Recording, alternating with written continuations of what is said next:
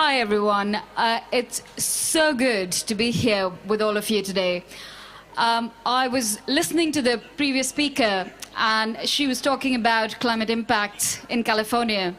And I wanted to say, you know, I was born and brought up in India. My family lives in Delhi, and it's 45 degrees in Delhi right now. 11 people have died of a heat wave already, and this is not even peak summer. I also wanted to remember that yesterday was the 10-year anniversary of the Deepwater oil spill by BP. And then it came to mind that those people in that building are actually behaving as if nothing has changed. And that is why it is so important for us to be here. That is why Greenpeace thinks it's so important to be a part of the larger movement. Those people would rather that we be divided in our differences and not come together. Those people that we rather be fighting over tactics and which tactic is important or which communication message is important. And I think the reason why this moment here and this gathering here is so important is because we have to put those differences aside. We have to come together. We have to pool our power, because together we are much, much stronger. We have so much more in common than our differences. Friends have disagreements all the time.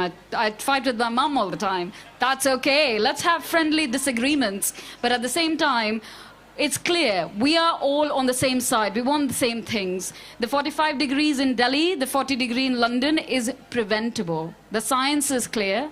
We also know what the solutions are. We need those people in those buildings to take heed, to listen to us, to feel the pressure, and find it impossible to ignore our demands. That is why we are here today. That is why we will continue to campaign. And then a quick word about climate justice. Climate change impacts all of us. I've seen so many different groups. I heard somebody say there are 200 movements here. And that is so heartening, because for far too long we've concentrated on different lanes. Oh, this is climate, this is species.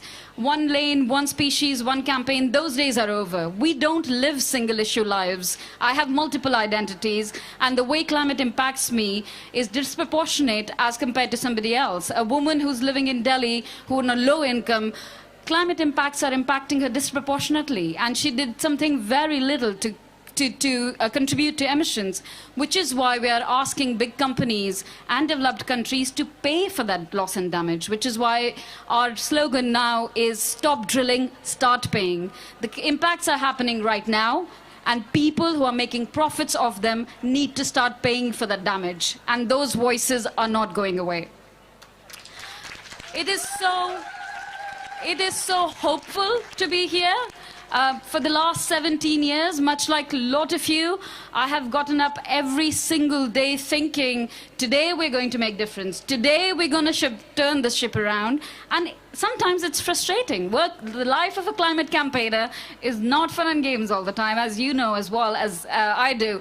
But today is one of those days where hope seems tangible, where it feels like when we come together, we can actually change things. I'd end by saying, quoting one of my favorite authors, Arundhati Roy, an alternative world is not only possible, she is on her way. On a quiet day, I can hear her breathing. So keep making some noise. Sometimes it's the noise through which I see the alternative world, the clear glimpses of it, the kind of world we want to build together. Keep making some noise, keep asking for climate justice, and keep pooling our power, because together we are going to win. Thank you very much.